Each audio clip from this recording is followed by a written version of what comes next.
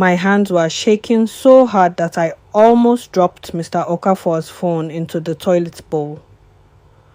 I was hiding in the bathroom of his penthouse office at 2 in the morning, playing back a recording I had just made on his phone.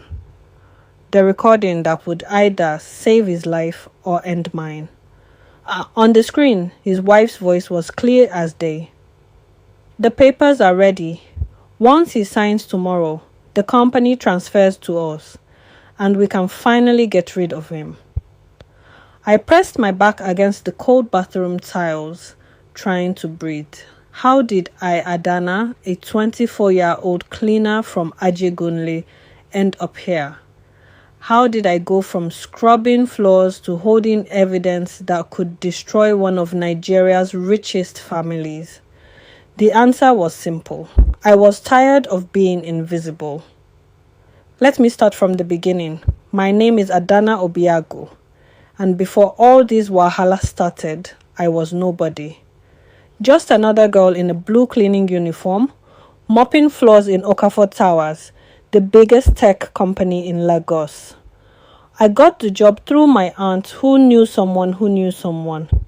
That's how life works when you're poor in Nigeria. Every morning at 5 a.m., I would leave our one-room apartment in Ajegunle, take 2 Danfos and 1 keke to Victoria Island, and arrive at Okafor Towers by 7 a.m. My job was simple: clean the executive floors, empty the trash, and pretend I didn't exist when the important people walked past. Mr. Chidi Okafor owned the company. He was 45 years old, tall, dark-skinned, and always wore expensive agbada or Italian suits. Forbes called him the tech king of West Africa. He built the company from nothing, they said. A true Nigerian success story. But me? I knew a different side of Mr. Okafor. I knew he worked 16-hour days. I knew he ate the same jollof rice from the cafeteria that we cleaners ate because he said it reminded him of his mother. I knew he said thank you every single time I cleaned his office, even though nobody else did. I knew that sometimes, late at night, when he thought no one was watching, he would sit at his desk with his head in his hands, looking tired and lonely. The other cleaners thought I was crazy for noticing these things. "Adana, why are you looking at Oga?" My friend Ngozi would tease. "You think he will marry you? You think he even sees you?" She was right. Rich people don't see poor people. We're like furniture to them. Useful, but invisible. Except for Mr. Okafor's family. They saw me. And they treated me like trash. Mr. Okafor's wife was Mrs. Ifeoma Okafor. Beautiful. Light-skinned. Always wearing the latest fashion from Dubai. She spoke with a fake British accent, even though she grew up in Surulere. The first time I met her, she looked at me like I was cockroach. "You." She snapped her fingers at me one morning. "Yes, you with the ugly face, clean this immediately." She had spilled her coffee on purpose, I swear. She poured it on the white marble floor of the executive lounge, then smiled at me while I got on my knees to clean it. "Stupid girl," she muttered. "These poor people, they don't train them properly." That was my introduction to Mrs. Ifeoma. Then there was Mr. Okafor's brother, Emeka. Big, fat, always sweating, always smelling like expensive cologne mixed with body odor. He was the chief operating officer, but everyone knew he didn't do any actual work. He would arrive at 11 a.m., leave at 2 p.m., and spend his time making phone calls about sports betting and side chicks. Emeka treated me like his personal slave. "Girl, get me water. Girl, bring me food. Girl, carry this. Girl, do that." Never my name. Always girl. One day I made the mistake of bringing him Nestle water instead of Eva water. "Are you stupid?" he shouted. "Do I look like someone who drinks ordinary Nestle?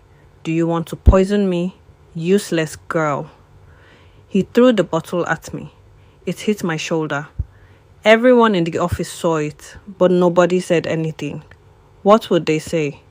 He was Olga's brother. I was just a cleaner. The third person was Mrs. Okafor's brother, Mr. Tondi. Slim, fair-skinned, always wearing sunglasses indoors. He was the financial consultant for the company.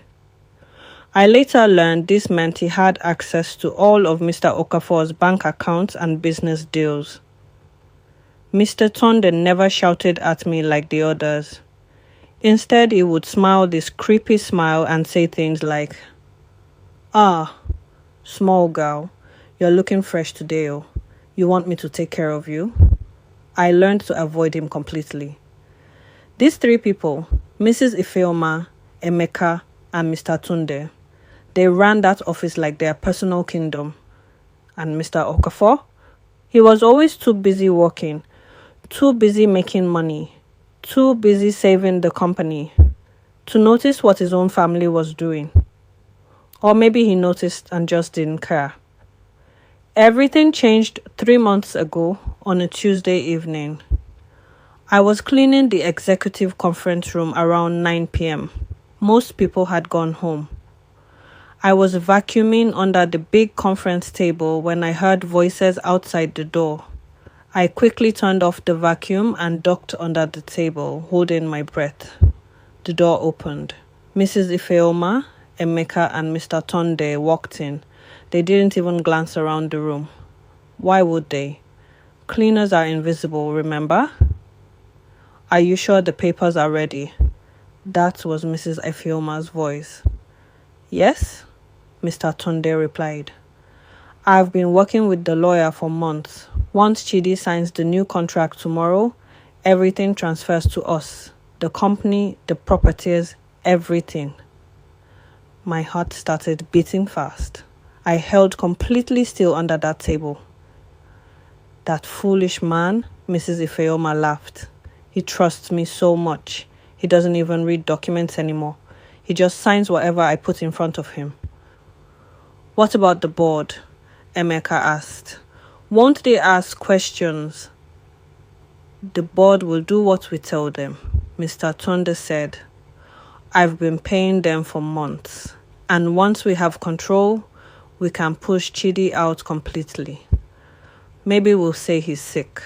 Maybe we'll say he's going crazy. Who cares? The main thing is that we'll finally have what we deserve.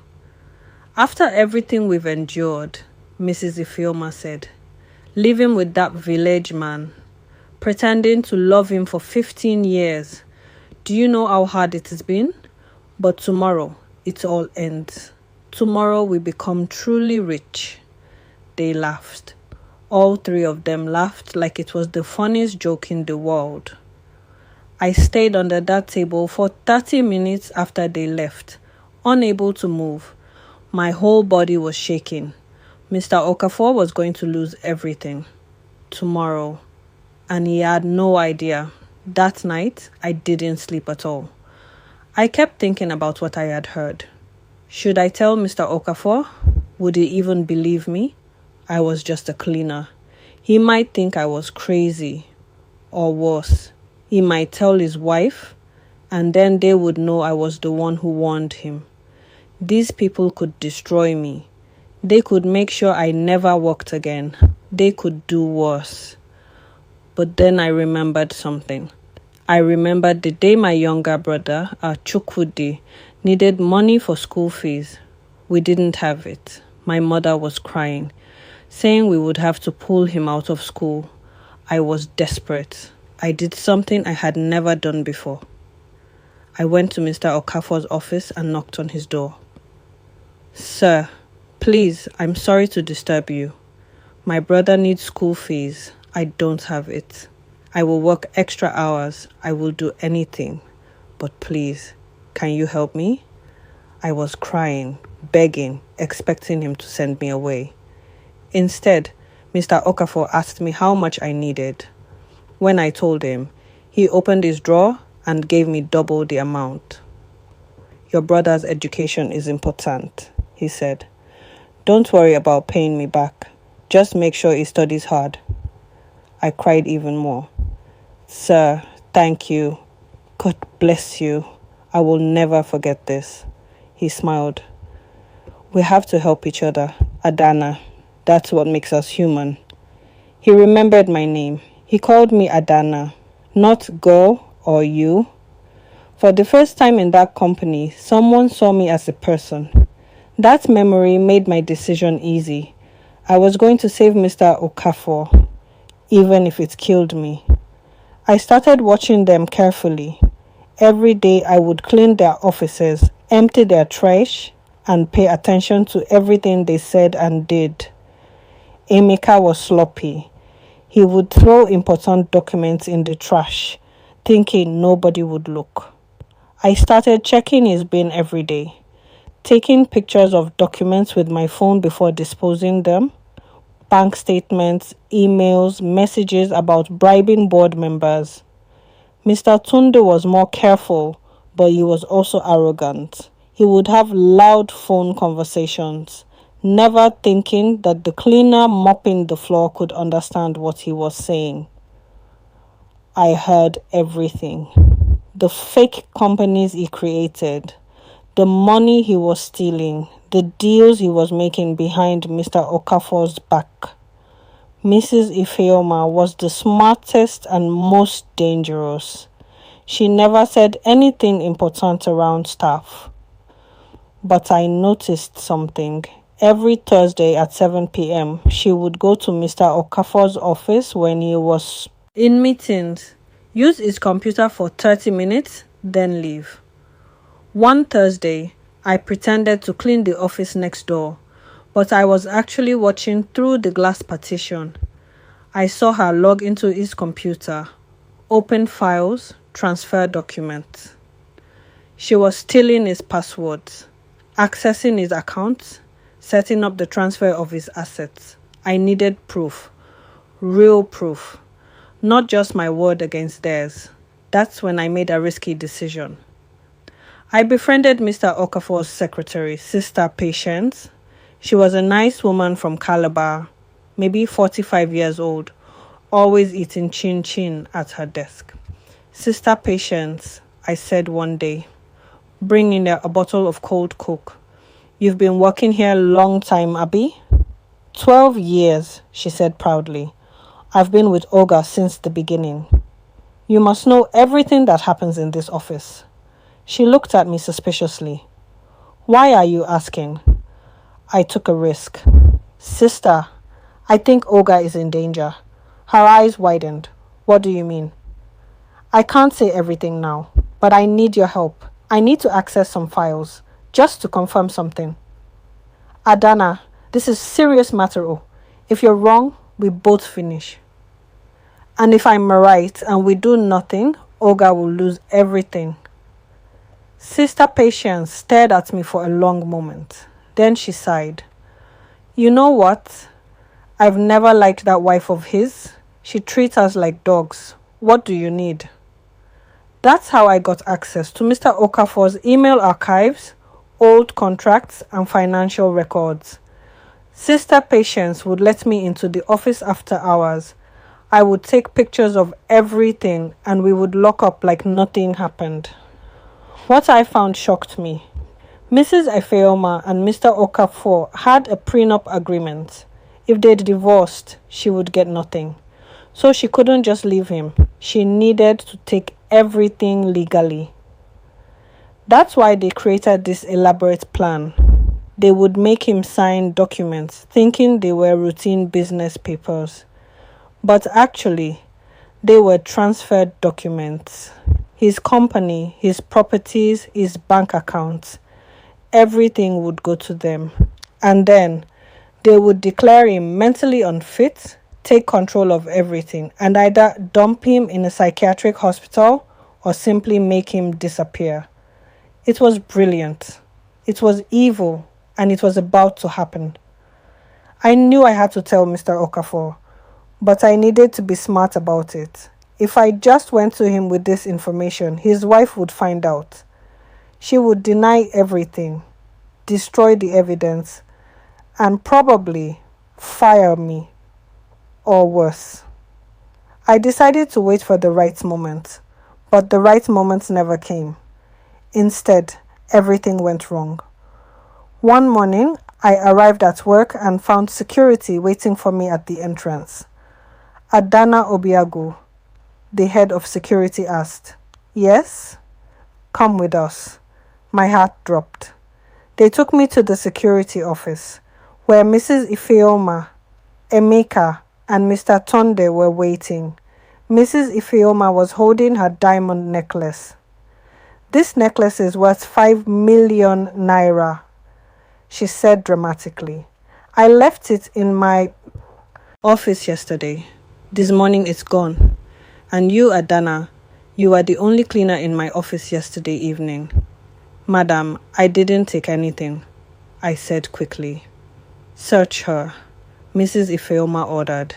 They searched my bag, and there it was, the diamond necklace in my bag. "I didn't put that there," I screamed.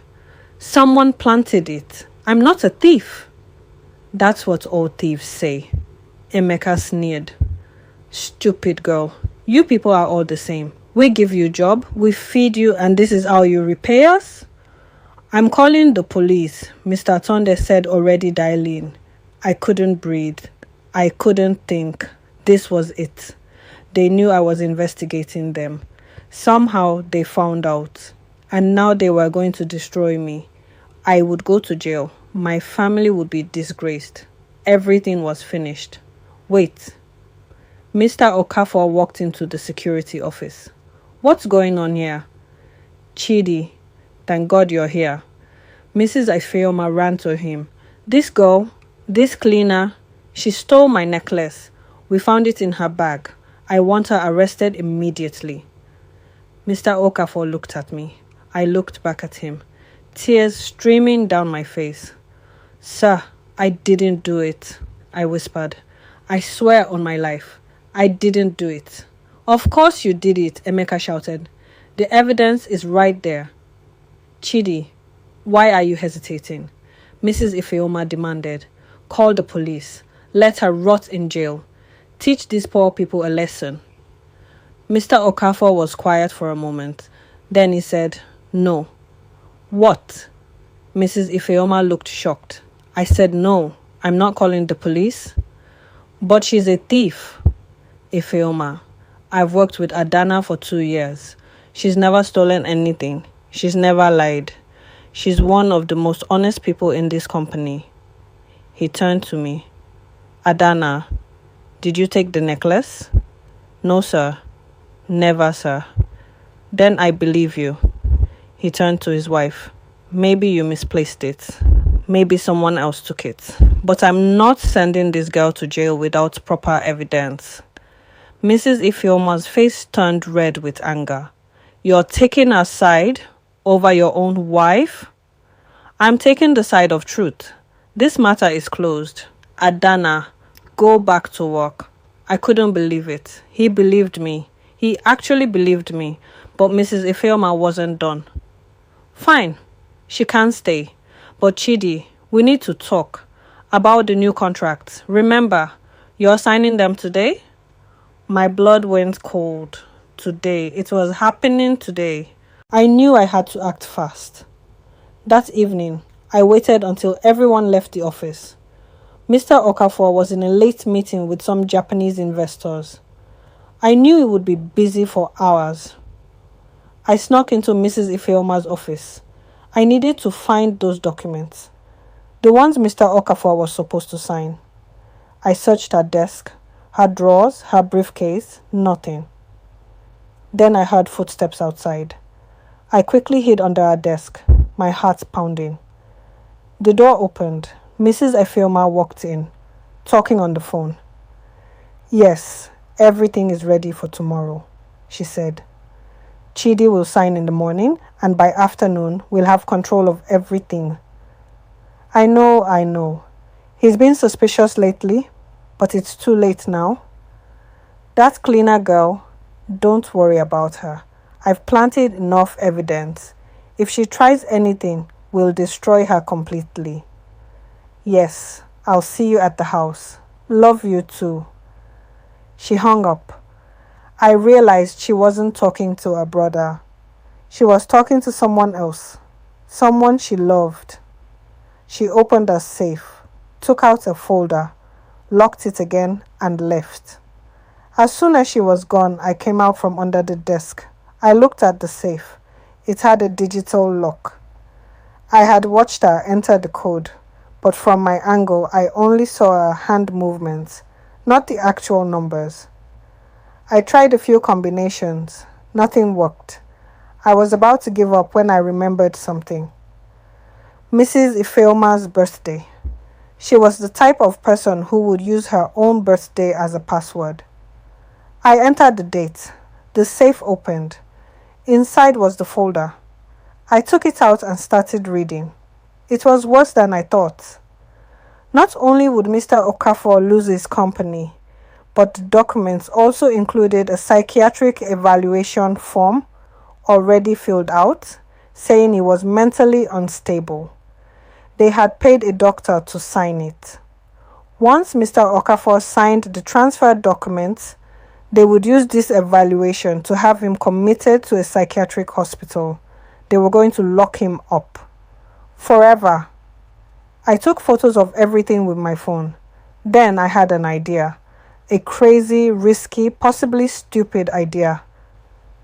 I took one of Mr. Okafor's phones from his office. He had 3 phones. He wouldn't notice one missing for a day. I took the phone to the security office, told the night guard I needed to check the CCTV footage for something I lost, and he let me in. I spent the next 3 hours going through footage. I found it. The clip of Mrs. Ifeoma planting the necklace in my bag yesterday when I went to the bathroom. Clear as day. She opened my bag, put the necklace inside, looked around to make sure no one saw her, then walked away smiling. I copied the footage to the phone. Then I did something even more risky. I set up Mr. Okafor's phone to record audio, hid it in Mrs. Ifeoma's office under her desk, and left it there. The next morning, just as I hoped, Mrs. Ifeoma, Emeka, and Mr. Tounder had their final meeting in our office before presenting the documents to Mr. Okafor. And that phone recorded everything. That's the recording I was listening to in the bathroom at 2 a.m. The recording where they confessed everything. The next morning, Mr. Okafor called a board meeting. All the executives were there. Mrs. Ifeoma, Emeka, Mr. Tonde, the board members, senior staff, everyone.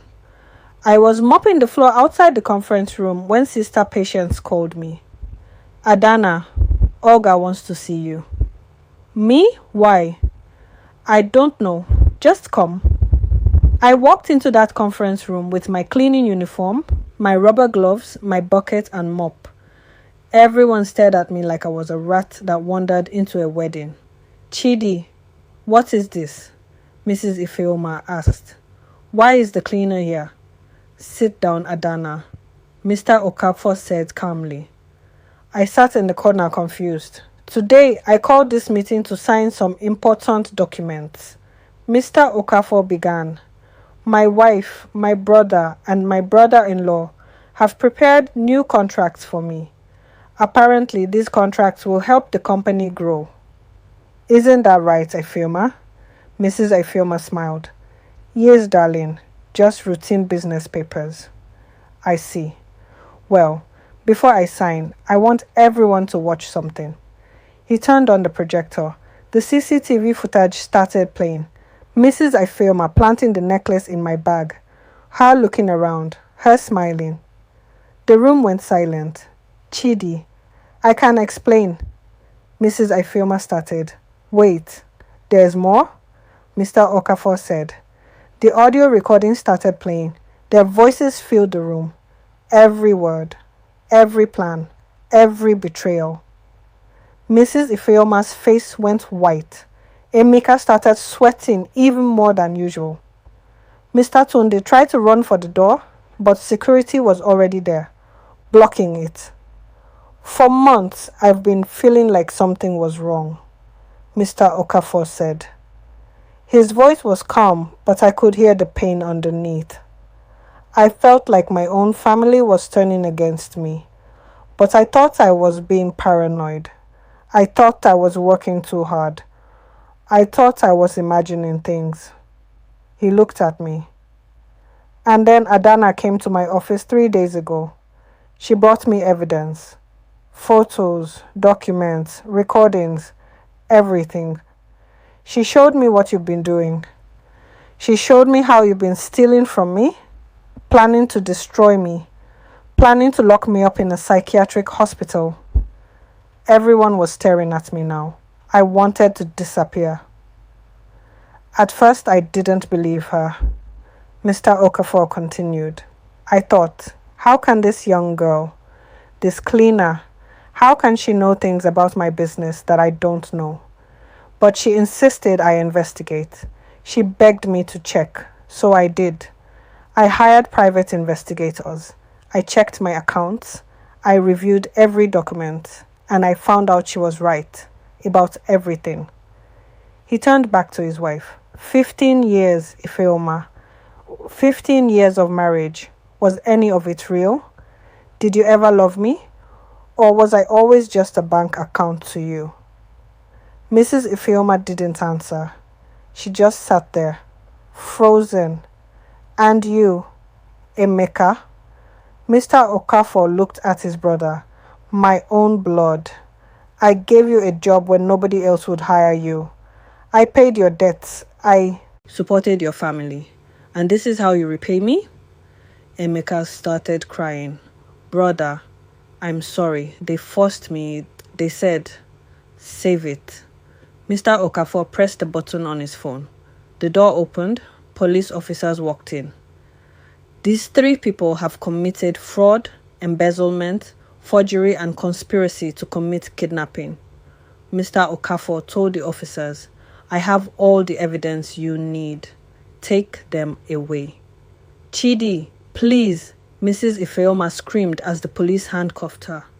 We can work this out. Think about our children. Think about your reputation. I am thinking about my reputation, Mr. Okafor said coldly.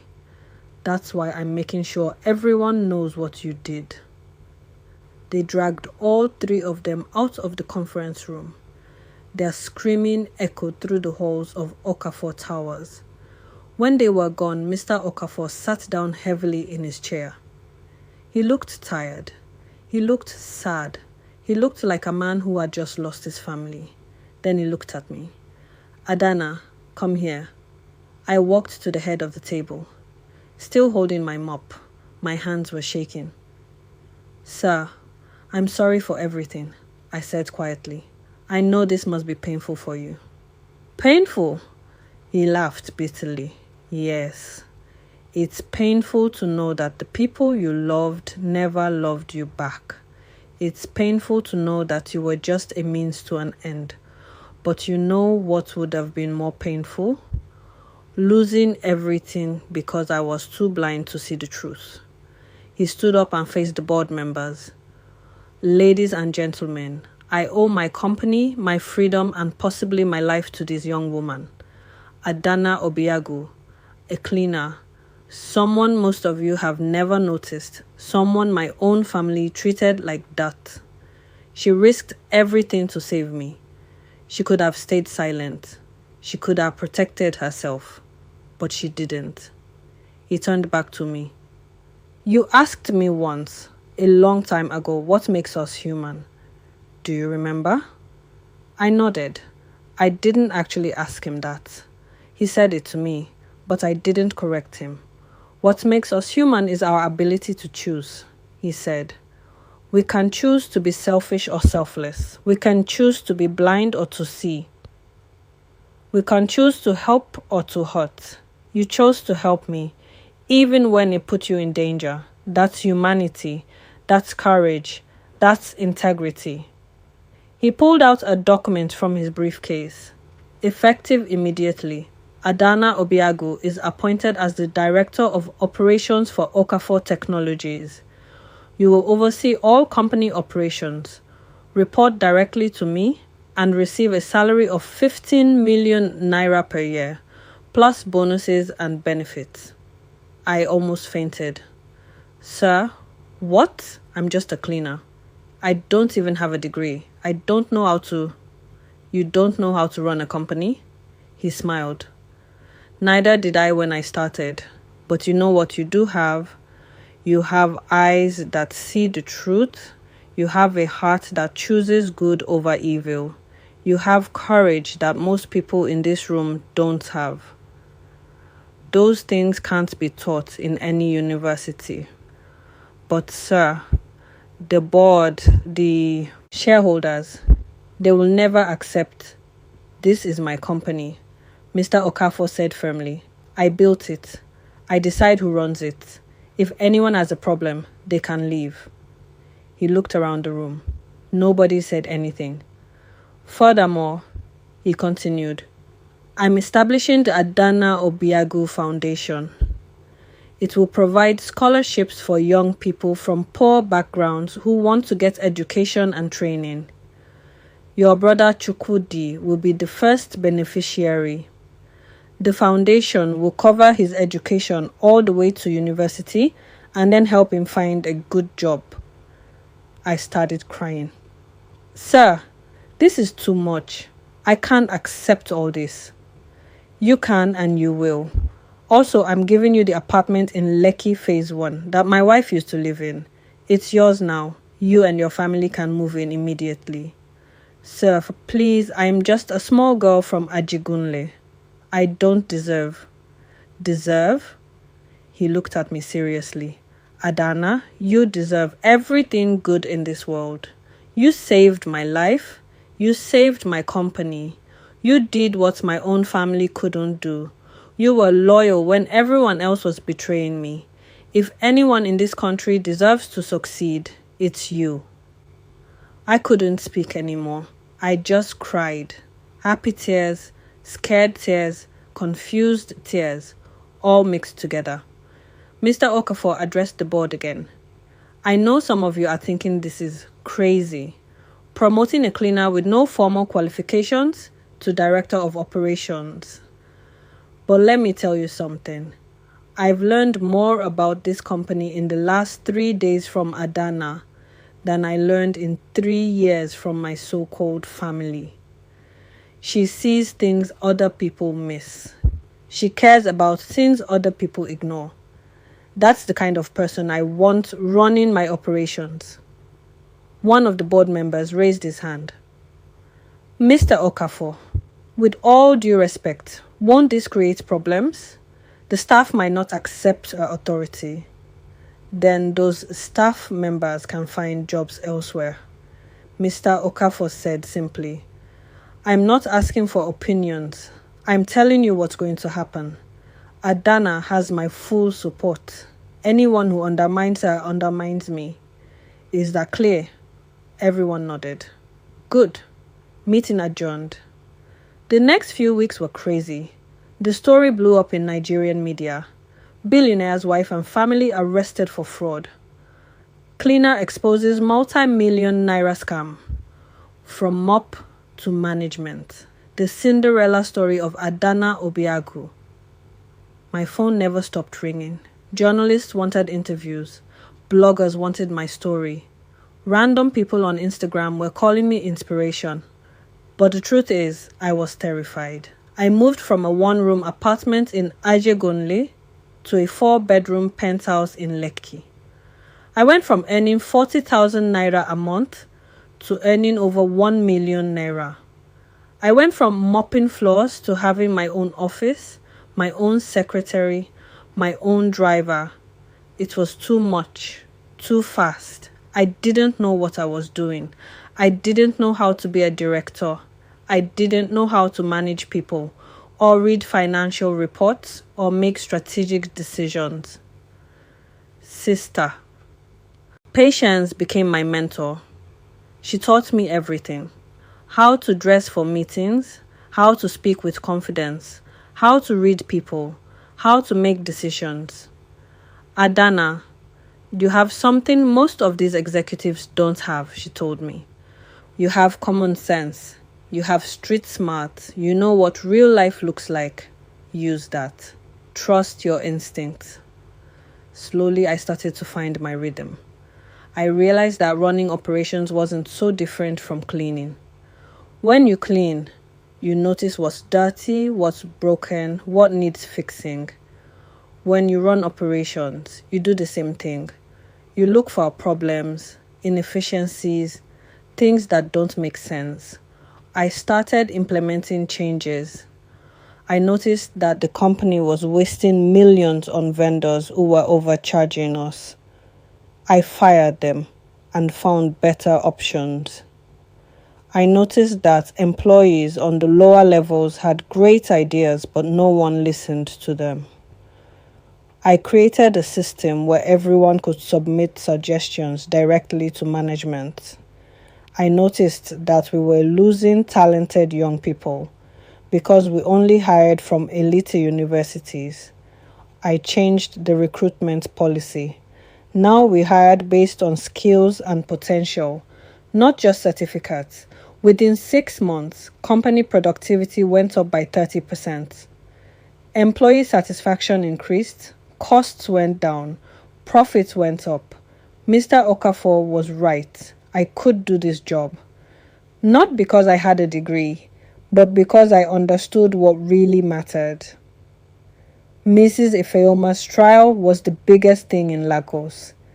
Every day the courtroom was packed with journalists, bloggers, and people who just wanted to watch drama.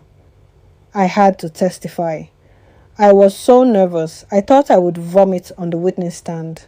But Mr. Okafor's lawyer prepared me well. Just tell the truth, he said. That's all you need to do. When I took the stand, Mrs. Ifeoma's lawyer tried to destroy me. He asked me 1,000 questions, trying to make me look like a liar, a gold digger, someone who wanted to steal Mr. Okafor's money. Isn't it true, Ms. Obiagu, the lawyer said, that you fabricated this entire story because you wanted to get rich? That you planted evidence, manipulated Mr. Okafor, and destroyed this family for your own benefit? No, sir, I said firmly. That's not true. Then why did you do it?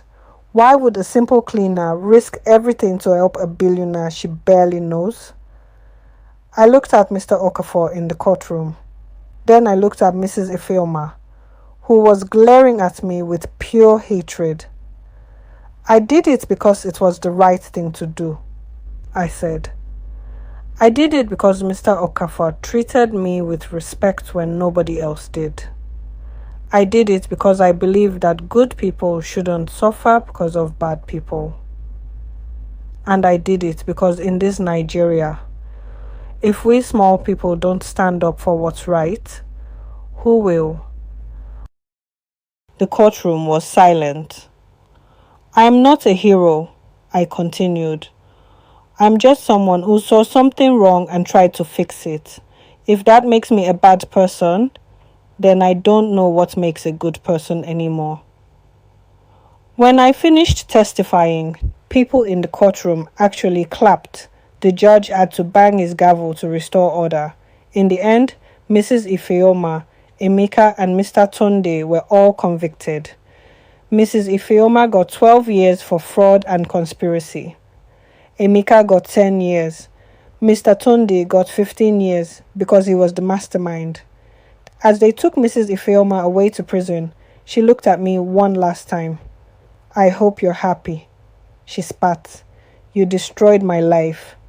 No, madam, I said quietly. You destroyed your own life. I just made sure you didn't destroy someone else's. 2 years have passed since everything happened. My life is completely different now. I'm 26 years old, director of operations at one of Nigeria's biggest tech companies, living in a penthouse in Lekki, driving a Range Rover. My mother cried for 3 days when I bought her a house in Festac. My brother Chukwudi is studying computer engineering at the University of Lagos. Full scholarship. The Adana Obiagu Foundation has given scholarships to over 500 young people from poor backgrounds.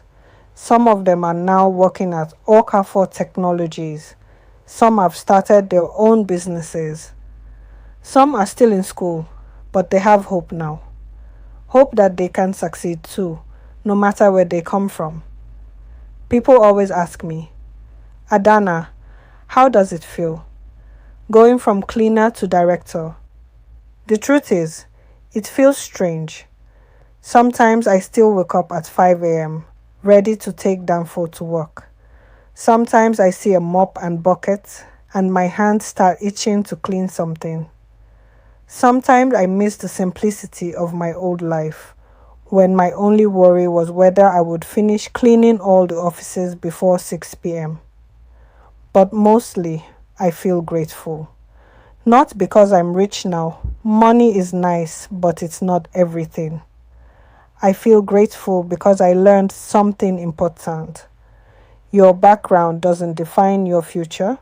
Your choices do. I was a poor girl from Ayugunle. I could have stayed quiet. I could have ignored what I saw. I could have protected myself and let Mr. Okafor lose everything. Nobody would have blamed me, but I chose differently. And that choice changed everything. People think the revenge in this story is what happened to Mr. Ifeoma and her family. Them going to jail, losing everything, being disgraced publicly. But that's not the real revenge. The real revenge is me succeeding, me thriving, me proving that they were wrong about everything. See, people like Mrs. Ifeoma, they treat poor people like trash because they think we're less than human. They think we're stupid, lazy, worthless. They think we deserve to stay poor forever. My success is revenge because it proves them wrong. Every time I walk into a board meeting in my expensive suit, every time I make a decision that improves the company, every time I help another young person escape poverty through the foundation, I'm proving that they were wrong about me. Wrong about people like me. Mrs. Ifeoma wanted to take everything from Mr. Okafor. Instead, I helped him save everything. She wanted to destroy him. Instead, I helped him rebuild. She wanted to win. Instead, I won. And the beautiful thing? I won by being exactly what she thought I couldn't be. Honest, hardworking, loyal, smart, capable. That's the best revenge in the world. Last week, I was invited to speak at a youth conference in Lagos. 5,000 young people in the hall, all looking at me like I'm some kind of hero. I'm not a hero, I told them. I'm just someone who made a choice. And I want to tell you that you can make choices too. I looked at all those young faces, some hopeful, some desperate, some angry at the world. I know some of you are from poor families, I said. I know some of you are struggling. I know some of you feel invisible, like nobody sees you, like nobody cares. I felt that way too. But here's what I learned. Being poor doesn't make you powerless. Being invisible doesn't make you worthless. And being underestimated is actually an advantage because people don't see you coming. I told them my story. The whole thing. The cleaning, the maltreating, the discovery, the fear, the risk, everything. The reason I'm successful today is not because Mr. Okafor made me director, I said. I'm successful because I chose to do the right thing even when it was dangerous. I chose to be brave even when I was scared. I chose to help someone even when I had nothing to gain. Those choices, that integrity, that courage, that's what changed my life. Not luck, not connections, choices. After my speech, a young girl came up to me. She was maybe 18. wearing a faded dress, carrying a worn school bag. "Sister Adana," she said shyly. "I'm a cleaner too, at a bank in Ikeja. The people there, they treat me badly. They call me stupid. They throw things at me. I want to quit, but I need the money. What should I do?" I looked at her and saw myself 3 years ago. "Don't quit," I told her, "but also, don't let them define you. Clean their floors, but don't let them dirty your spirit. And while you're there, pay attention. Learn everything you can. Watch how the business works. Listen to conversations. Read the documents you're throwing away. Knowledge is power, even for cleaners." She smiled. "You think I can be like you one day? You can be better than me, because you have something I didn't have when I started. You have an example. You have proof that it's possible. Use that. Let it give you strength." As I watched her walk away, I thought about revenge again. Not the revenge of destruction, but the revenge of transformation. The revenge of becoming so successful that the people who looked down on you are forced to look up at you. The revenge of proving that talent and potential exist everywhere, even in people society throws away. That's the revenge I'm living every single day. Last month, Mr. Okafor called me into his office. "Adana, sit down," he said. "I want to talk to you about something." My heart started beating fast. Even after 2 years, I still get nervous when he calls me. "You've done an amazing job as Director of Operations," he said. "The company has never been stronger. Employee morale is up. Productivity is up. Profits are up.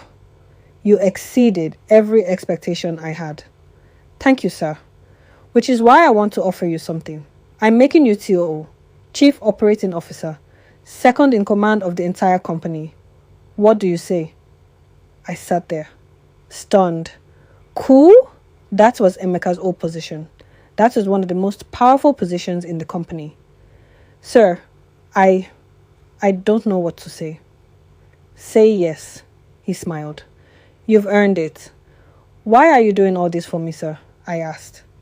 "The promotion, the house, the foundation, everything. Why?" He was quiet for a moment. "Do you remember what you told that lawyer during the trial? You said that in this Nigeria, if small people don't stand up for what's right, who will?" I nodded.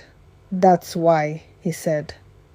"Because you're proof that small people can make big differences. You're proof that integrity matters. You're proof that where you come from doesn't determine where you're going. I'm investing in you because I'm investing in that message. I'm investing in hope." He stood up and extended his hand. "So, Miss Obiago, will you be my Chief Operating Officer?" I shook his hand.